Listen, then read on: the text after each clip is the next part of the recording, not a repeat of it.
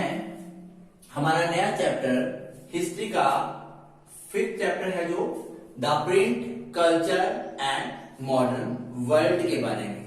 इससे पहले कि इस चैप्टर को मैं शुरू करूं, मैं आपको कुछ बताना चाहता हूं कि भाषा क्या होती है, लिपि क्या होती है, उसके बारे में। लैंग्वेज जो होती है वो दो तरह की होती है। एक होती है मौखिक भाषा जिसे आप बोलते हो ओरल लैंग्वेज, और एक होती है लिखित भाषा जिसे आप बोलते हो रिटन लैंग्वेज के बारे में। लेकिन आज से पहले हम बात करें अर्ली मैन की, तो उस वक्त अर्ली मैन को भाषा का कोई ज्ञान ही नहीं था। वो अपनी बातों को दूसरों तक पहुंचाने के लिए, कुछ कम्युनिकेट करने के लिए चित्रात्मक भाषा का प्रयोग करता था। चित्रात्मक मतलब होता है किसी पिक्चर को बनाकर, तस्वीर को बनाकर वो अपनी बात कह देता था। एक बहुत अच्छी मूवी आई थी बाहुबली, उसमें काल्की नाम का एक कैरेक्टर होता है। वो जब बाहुबली की मदर मतलब शिव गामली से कम्युनिकेट करता है तो अलग ही भाषा का प्रयोग करता है जो हमारी समझ से बहुत परे थी। लेकिन वो भाषा, वो लैंग्वेज हमें ये बताती है कि इंसान ने किस प्रकार से अपने आप को कम्युनिकेट करने के लिए किन किन चीजों का सहारा लिया और क्या क्या चीजों का वो प्रयोग करता था।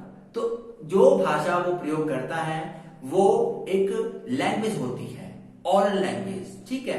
लेकिन सिंधु घाटी की जो भाषा मिलती है वो सारी चित्रात्मक है। उसे आज भी पढ़ना बहुत मुश्किल लगता है हमें। मिले हुए अवशेषों के द्वारा ही लोग क्या करते हैं, एक प्रूफ होता है, अवशेष का एक प्रूफ है के द्वारा हम पता कर सकते हैं कि उस वक्त क्या था, माहौल कैसा था, लोग कैसे थे, क्या क्या करते थे। तो यहाँ पे मैं साफ साफ को ये बताना चाहता हूँ, अगर मैं आज आपके सामने कोई बात रखता हूँ ऑलरेडी, तो मेरे पास उसका कोई पक्का सबूत नहीं होगा भविष्य में, फ्यूचर के अंदर।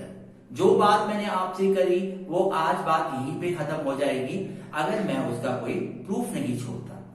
अगर जब प्रूफ की जरूरत पड़ती है वो इसलिए पड़ती है कि समाज किस प्रकार से डेवलप हो रहा है, समाज किस प्रकार से बदल रहा है, वो सारा कुछ हमारे आने वाली जनरेशन भी जाने।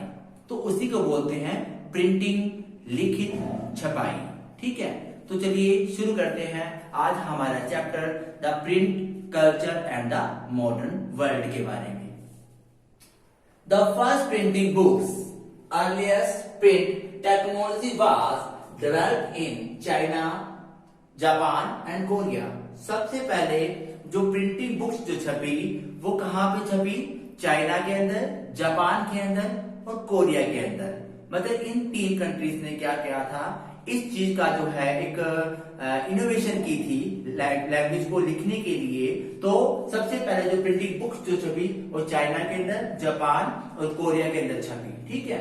और जो बुक्स छपी उनको हम प्यार से कहते हैं the system of hand printing, मतलब हाथ के द्वारा लिखा गया एक एविडेंस, एक लिखित रूप से मिलने वाला एक अवशेष आपको वहां पे मिल जाता है, ठीक है। तो उसको बोलते हैं hand printing, हस्तलेख। From AD 594 onwards, books were printed by the rubbing paper against ink surface of wood blocks. China had used bureaucratic system. They conduct civil service exam to recruit officers. मतलब अब China ने क्या किया था, 594 के अंदर would block एक techniques होती थी जिसके ऊपर इंक डालकर और फिर बाद में पेपर को रगड़कर छपाई की जाती थी। ये छपाई शुरू होने के बाद उन्होंने एक एग्जाम कंडक्ट किया, किसके लिए, ऑफिसर्स की भर्ती के लिए। और एग्जाम जब कंडक्ट किया गया तो उसके लिए कुछ फॉर्मेट बनाया गया, कुछ लैंग्वेज के कुछ वर्ड्स बनाए गए ताकि एग्जाम में आने वाले लोग उसका प्रयोग करें, भाषा भी सीखें और भर्ती होने का जो एग्जाम है वो भी दे पाए। जब ये सब चीजें हुई तो उस वक्त जो बुक्स थी वो उनके जो नंबरिंग थी वो बहुत ज्यादा बढ़ गई, मतलब लोगों ने बुक्स को छापना शुरू कर दिया था, ठीक है।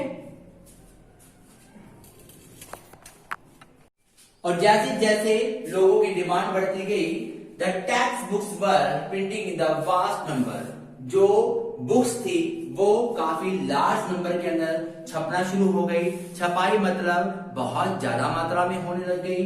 अगर बात की जाए फ्रॉम 16th सेंचुरी, 16वीं शताब्दी की बात की जाए, number of examination candidate increase, जो नंबरिंग था एग्जाम देने वालों का वो इंक्रीज हो गया बहुत ज्यादा मात्रा के अंदर। तो जाहिर सी बात है जब एग्जाम देने वालों का नंबरिंग बढ़ेगा तो बुक्स भी उनको अधिक चाहिए होगी, और बुक्स अधिक चाहिए होगी तो क्या होगा, दस increase the volume of printing. तो जो प्रिंटिंग थी वो भी ज्यादा बढ़ गई, मतलब अधिक मात्रा में जो किताबें थी वो छपना शुरू हो गया। एक तो ये रीजन था कि लोग नई जॉब के लिए भर्ती चाहते थे, और दूसरा नई भाषा के प्रति उनका जो क्रेज था वो यहाँ पे साफ साफ देखने को मिल रहा था। ठीक है, उसके बाद क्या हुआ, अगर बात की जाए 17वीं शताब्दी की बात करते हैं, 17th सेंचुरी की बात करते हैं, तो urban culture bloomed in China and use of the print diversify के बारे में बात करेंगे। मतलब उन्होंने क्या किया था, चाइना के अंदर जो अर्बन कल्चर था वो ब्लूम्ड, बहुत ज्यादा फैल गया। उन्होंने नई नई विधियां अपनाना शुरू कर दी प्रिंटिंग के लिए। पहले जो विधि होती थी प्रिंटिंग की वो क्या थी, ये विधि सिर्फ कुछ लोग यूज करते थे, स्कॉलर्स हो गए या ऑफिशियल वर्क के लिए। लेकिन अब क्या हुआ, 17वीं शताब्दी के अंदर नई नई टेक्निक्स और विधियां आने के कारण print was not only used by the scholars and official, मतलब अब सिर्फ स्कॉलर्स और ऑफिशियल के लिए ही नहीं रह गया, अब इसका प्रयोग now student merchant also started using the print in their daily life. अब स्टूडेंट और मर्चेंट जो लोग थे उन्होंने भी इस प्रिंटिंग का, इस छपाई का, इन बुक्स का और इस लिखित जो टेक्निक का इस्तेमाल अपनी डेली लाइफ में करना शुरू कर दिया था। हमें यहाँ पे ये देखने को मिल रहा है कि लिपि का शुरुआत होने से, लिखने से समाज कितना डेवलप होता जा रहा था, बदलता जा रहा था। आगे हम इसको पढ़ेंगे कि किस प्रकार से जो समाज और बदलता गया और कैसे कैसे समाज में जो लिखित जो लिपि थी उसको लोगों ने अपनाया। इसमें एक चीज आती है कैलीग्राफी। कैलीग्राफी का मतलब होता है हैंडराइटिंग को सुंदर करके लिखना। मतलब पहले कुछ वर्ड उठाए गए, वो लोगों को बताया गया कि वर्ड इस प्रकार के होंगे, लेकिन जब टेस्ट कंडक्ट किया जाता था तो वहां पे कहा जाता था कि you are using only calligraphy language words. मतलब उनका ये मतलब था कि अगर कैलीग्राफी का मतलब होता जो जितना सुंदर करके वर्ड्स को लिखेगा उससे कैंडिडेट को योग्य समझ के पास कर दिया जाएगा। तो भाषा के लिखित रूप के साथ साथ भाषा को सुंदर बनाने की टेक्निक्स भी जो भी थी वो भी धीरे धीरे डेवलप होती जा रही थी। और किताबें पढ़ने की बात शुरू की जाए, रीडिंग बुक्स ए लेजर एक्टिविटीज, मतलब अब किताबें पढ़ना लाइफ का एक हिस्सा बन चुका था। लोग जब भी अपने आप को फ्री महसूस करते थे या बोर महसूस करते थे तो वो किताबें पढ़ना शुरू कर देते थे।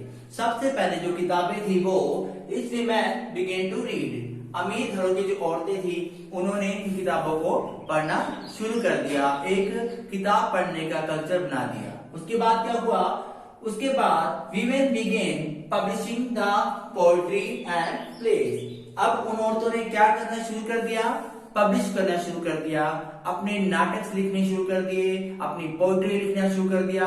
अब उनकी भी जो किताबें थी वो छपना शुरू हो गई। इन लेट 19th सेंचुरी अगर बात की जाए 19वीं शताब्दी की तो क्या हुआ था, western printing technique and mechanical presses were the imported in China. Western printing ने क्या किया था, चाइना के अंदर मैकेनिकल टेक्निक्स को प्रोवाइड कर दिया था, मतलब मैकेनिकल टेक्निक्स आ गई थी चाइना के अंदर प्रिंटिंग की। Shanghai become a hub of new print, और जो शंघाई नाम का जो शहर है चाइना के अंदर वो एक बहुत बड़ा हब बन गया था प्रिंटिंग का, मतलब छपाई का। अब इसमें हम ये देखेंगे the printing gradually shift for the hand printing to mechanical printing। अब जो प्रिंटिंग थी वो हैंड प्रिंटिंग से मैकेनिकल मतलब मशीनी प्रिंटिंग में तब्दील हो रही थी। ठीक है, और अगर बात करें प्रिंटिंग इन जापान की, कि जापान के अंदर जो है वो प्रिंट किस प्रकार से, जो प्रिंटिंग का जो एक चलन था वो कैसे चला। तो देखिए, Buddhist missionary from China introduced hand printing technology in Japan around AD 768 to 770। मतलब चाइना के अंदर जो बुद्ध मिशनरी, बुद्ध के अनुयायी जो लोग थे, बुद्ध को मानने वाले जो लोग थे, बुद्ध का प्रसार करने के लिए उन्होंने एक टेक्निक का इस्तेमाल किया था। कहां पे? जापान के अंदर। जापान में वो टेक्निक लाने का मतलब था उन्हें एक नई टेक्निक के बारे में बताना और बुद्ध के नियमों के बारे में भी बताना। तो साफ साफ शब्दों में कहा जा सकता है कि जापान के अंदर जो प्रिंटिंग टेक्निक्स थी हैंड प्रिंटिंग वाली, वो लाने वाला कौन था? चाइना ही था। Oldest Japanese book were printing in the AD 868 diamond सूत्रा। और जब जो जापान की सबसे पुरानी बुक छपी, जो पहली बुक छपी है, वो कब छपी थी? 868 के अंदर छपी थी जापान के अंदर, जिसका नाम था डायमंड सूत्रा। ठीक है। In medieval Japan poet and writers used to the regularly publish books. और जो जापान के जो राइटर्स थे, जो पोइट थे, वो रेगुलरली क्या कर रहे थे? पब्लिश कर रहे थे, बुक्स वगैरह छाप रहे थे, क्योंकि अब उनके पास क्या थी? हैंड प्रिंटिंग टेक्निक्स आ चुकी थी। तो लोगों ने रेगुलरली बुक्स जो थे वो पब्लिश कर रहे थे, अपनी बुक्स को छाप कर लोगों तक पहुंचा रहे थे। जो वो बुक्स थी वो क्या थी? And books were cheap and evident. मतलब वो बुक्स बहुत ही ज्यादा मात्रा में भी थी और चीप भी थी, सस्ते भी मिल जाती थी लोगों को, और लोगों को समझ भी आ जाती थी। Japan bookstores and library were packed with the hand printing materials। Japan की जो लाइब्रेरीज थी, जो बुक शॉप्स थी, वो पूरी तरह से पैक्ड हो चुकी थी। पैक्ड मतलब वो बहुत ज्यादा भर चुकी थी। किनसे? उन सारे बुक्स से जो कि हैंड प्रिंटिंग का के द्वारा छापी गई थी। ठीक है। तो चलिए बात करते हैं किस प्रकार की बुक्स छपती थी। The types of books: women, A musical instrument, calculation, flower arrangement, cooking and famous place. सबसे पहले बात करते हैं कि विमेन के बारे में। जो बुक्स छपती थी, मैंने पहले भी बताया था कि लोग जब भी फ्री होते थे तो बुक्स का सहारा लेते थे अपनी बोरियत को दूर करने के लिए। इसी के साथ साथ लोगों के दिमाग में एक आइडिया भी आया, कुछ दिमाग में उनके क्लिक किया कि अगर क्यों ना वो अपने बारे में भी कुछ अच्छा लिखें ताकि लोग उसे पढ़ें। तो औरतों के बारे में जो बुक्स लिखी गई, उनमें औरतों के ड्रेस सेंस की बात की जाती थी बुक्स के अंदर, उनके मेकअप की बात की जाती थी बुक्स के अंदर, उनकी रेपुटेशन के बारे में बात की जाती थी, समाज में उनको कैसा रहना चाहिए इसके बारे में बात की जाती थी। तो एक औरत की पूरी वेशभूषा का जो पूरा डिटेल है, पूरा जो विस्तार है, वो इन बुक्स में आपको मिल जाता था। तो हर औरत अपने आप को जानने पहचानने के लिए इस तरह की बुक्स लिखती थी और अपने विचारों को भी प्रकट करती थी, और अपने आप को पढ़ने और पढ़वाने के लिए वो क्या करती थी? बुक्स वगैरह छपती थी। म्यूजिकल इंस्ट्रूमेंटल जो बुक्स थी, मतलब किस प्रकार के म्यूजिकल इंस्ट्रूमेंटल होंगे, उसके तार कितनी होंगी, उसकी कीज कितनी होंगी, वो कैसे बजेगा, उसको किस प्रकार से बजाना है, कौन सा जो म्यूजिकल इंस्ट्रूमेंट है, किस सुर में क्या गाया जा सकता है, क्या नहीं गाया जा सकता, सुर कितने होंगे। तो सारी बुक्स किस में आ जाती थी? म्यूजिकल इंस्ट्रूमेंट के अंदर आ जाती थी। उसके बाद बात करते हैं कैलकुलेशन। चीजों को गिनने के लिए, कैलकुलेट करने के लिए, धन को कैलकुलेट करने के लिए, अपनी पूरी संपत्ति का एक हिसाब रखने के लिए जो बुक्स छपती थी उसको बोलते थे कैलकुलेशन बुक्स। मतलब गिनती काउंट करने के लिए, मतलब जोड़ लगाने के लिए, कैलकुलेट करने के लिए जो बुक्स छपती थी। उसके बाद आ जाता है जी फ्लावर अरेंजमेंट।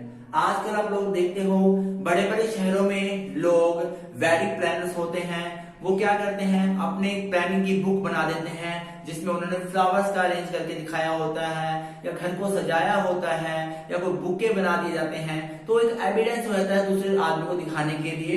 उसे देखने के बाद आदमी के दिमाग में एक आइडिया आता है कि मेरे घर में होने वाले फंक्शन में कुछ ऐसा होगा, तो वो उस आइडिया क्लिक करके उसे साइन कर लेता है। तो लोग क्या करते थे कि घर को किस प्रकार से खूबसूरत बनाया जाए, शादी में किस प्रकार की डेकोरेशन की जाएगी, फ्लावर अरेंजमेंट कैसे होंगे, कैसे माहौल में कौन से रंग के फ्लावर लगाए जाएंगे। तो ये सारी बुक्स कौन सी होती थी? फ्लावर अरेंजमेंट के अंदर फूलों के द्वारा किस प्रकार से आप साज सज्जा चढ़ सकते हैं। लास्ट में बचती है यहाँ पे कुकिंग एंड फेमस प्लेसेस। दुनिया इतनी बड़ी है, वहां पे हम 7 वंडर्स के बारे में आज जानते हैं। उसके अलावा भी पूरे वर्ल्ड के अंदर बहुत सारी फेमस चीजें हैं जिनको हम जानना चाहते हैं लेकिन वहां तक पहुंच नहीं पाते। तो उन सब की जानकारी कैसे मिलती है, उनके बारे में डिटेल कैसे मिलती है, तो बुक्स के द्वारा ही मिलती है। तो लोगों ने क्या करना शुरू कर दिया था, उन फेमस प्लेस के बारे में बुक्स छापनी शुरू कर दी थी। ठीक है, और कुकिंग के बारे में बात करते हैं तो आजकल रेसिपी बुक्स बहुत मिल जाती हैं हर प्रकार की कुकिंग बनाने के लिए। यूट्यूब पे देख लीजिए, चाहे आप किसी बुक शॉप पे चले जाइए, कोई नई डिश बनाने के लिए पूरे इंग्रेडिएंट्स के साथ वहां पे लिखा होता है कि कौन कौन सा सामान डालकर कौन सी डिश को कैसे कैसे बनाया जा सकता है। यूट्यूब हो गया या शेफ जो चैनल चलते हैं, ये आज की बात है, लेकिन उस समय में ये सब कुछ नहीं था। तो लोग क्या करते थे, बुक्स वगैरह का सहारा लेते थे। तो कुकिंग के अंदर चाय बनाने से लेकर बहुत अच्छी डिलीशियस डिश बनाने तक की पूरी रेसिपी बताई जाती थी एक पूरे सीक्वेंस के अंदर। तो इस प्रकार की जो बुक्स थी लोग छापते थे। उससे ये प्रूफ होता है कि बुक्स सिर्फ स्कॉलर्स और ऑफिशियल वर्क के लिए होती थी। समाज के उस हर प्राणी के लिए बुक्स को छापा गया था और छपाई के लिए जिस प्रयोग का यूज किया गया था उसे बोलते हैं प्रिंटिंग, मतलब छपाई, हैंड प्रिंटिंग। तो आज के लिए हमारा टॉपिक इतना ही था। मुझे पूरी उम्मीद है कि आपको मेरा टॉपिक बहुत अच्छी तरह से समझ आया होगा। इस वीडियो को ध्यान से देखिए, बार बार देखिए और इसे समझिए। प्लीज प्लीज प्लीज मेरी आपसे रिक्वेस्ट है कि इसके अंदर आपको कुछ भी टफ लगे तो अपने व्यूज प्लीज मेरे नंबर पर, मेरे पर्सनल नंबर में भेज सकते हैं ताकि मैं इसे और भी अच्छा करके आपको समझा सकूं। और जाते जाते आपके लिए एक मैसेज फिर से, आपकी लाइफ बहुत जरूरी है, आपके लिए, आपके घर वालों के लिए, आपके अपनों के लिए और आपके सपनों के लिए। तो कोरोना से बचकर रहिए, घर में रहिए, सेफ रहिए। धन्यवाद, बाय बाय।